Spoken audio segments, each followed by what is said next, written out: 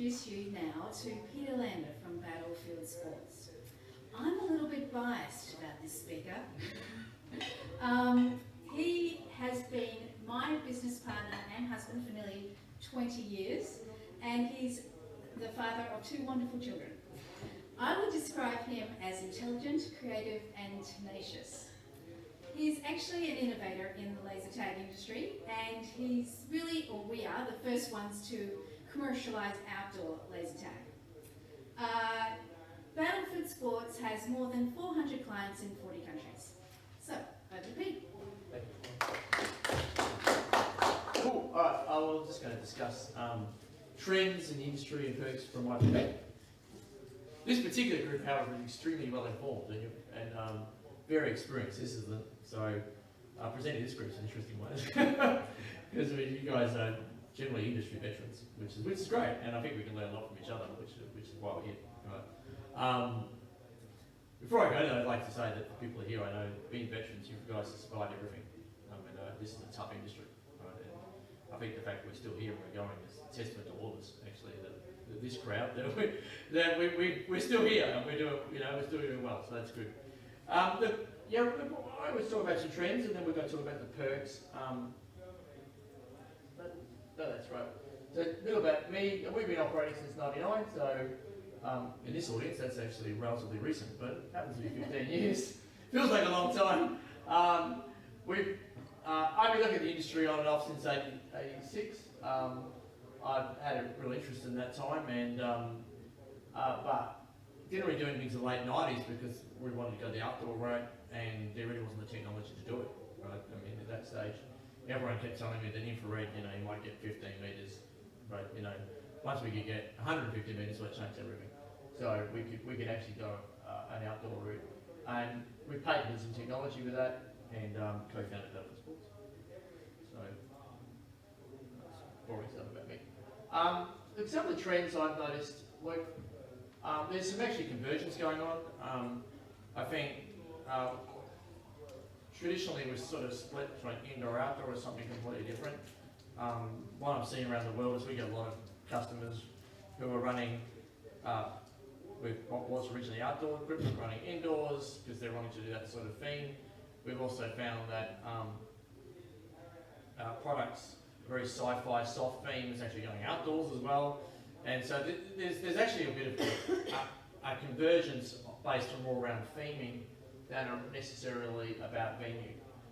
So we're seeing that specialisation a bit by theme, particularly in the bigger cities. It is hard to get marketing cut through if you try to be all things to all people. When you get into really big cities, they're tending to specialise. Be that might be team building, maybe they're older players, maybe they're trying to do kids' parties.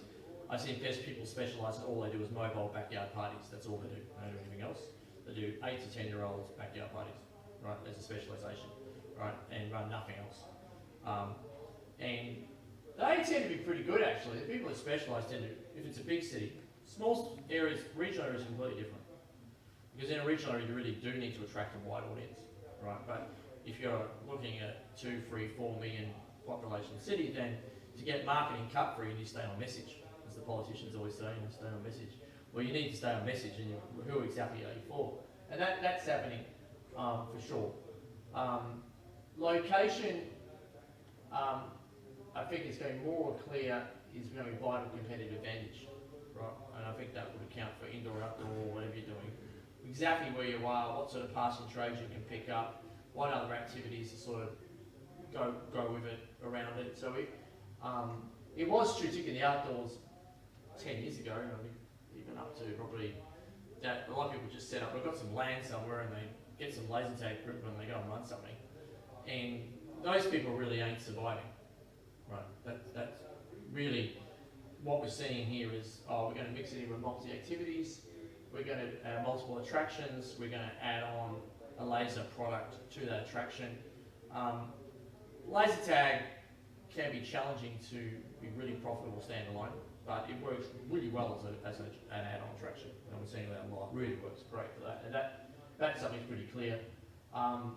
Certainly some being mobile and transportable have always done laser tag, but they're still doing that, and I think there'll be some more growth in that area. And we're seeing youth groups and church groups also now hiring and sometimes even purchasing their own equipment and running their own events. So at their own location often. So you're not necessarily seeing always the case where it's staffed and professionally run. Sometimes they run their own thing, which is interesting. If you make it simple enough, they can actually run their own. And that's something I think is pretty new. And the outdoor generally is streaming or tending towards much more mainstream, basically doing lots and lots of birthday parties. So if I look at the next slide, where did that go? Okay, it's a bit slow.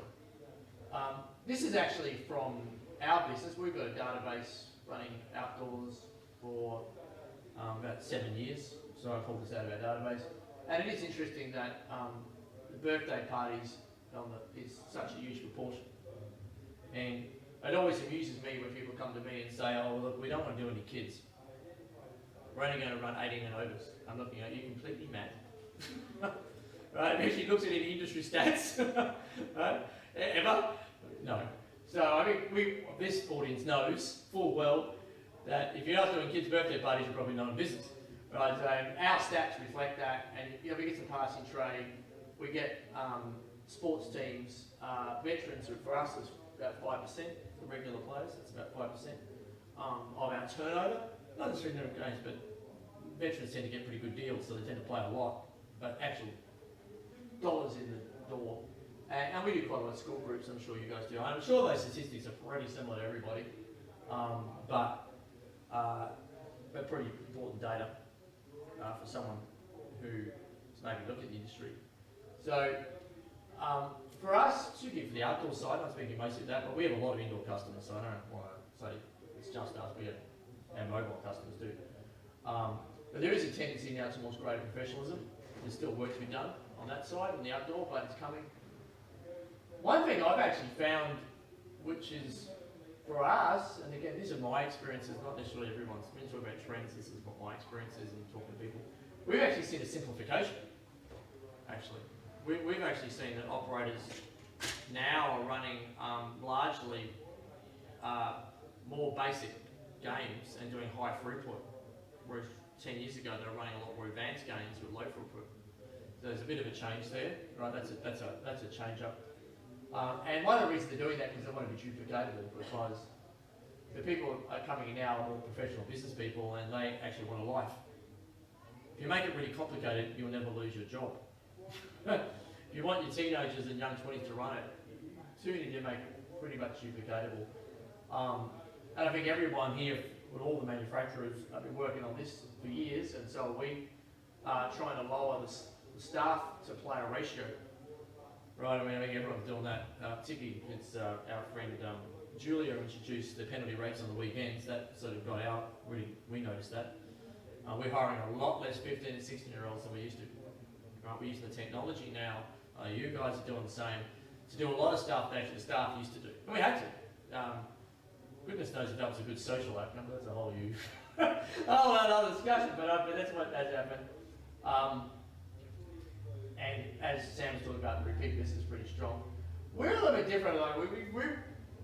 We're a little bit more focused nowadays on being entertainment, less of sport. I mean, we did a discussion on leagues, and we do special events, and sometimes do tournaments, and there's a national clan war and all sorts of stuff like that. But personally, we tend to recommend people to focus most of their attention on entertainment.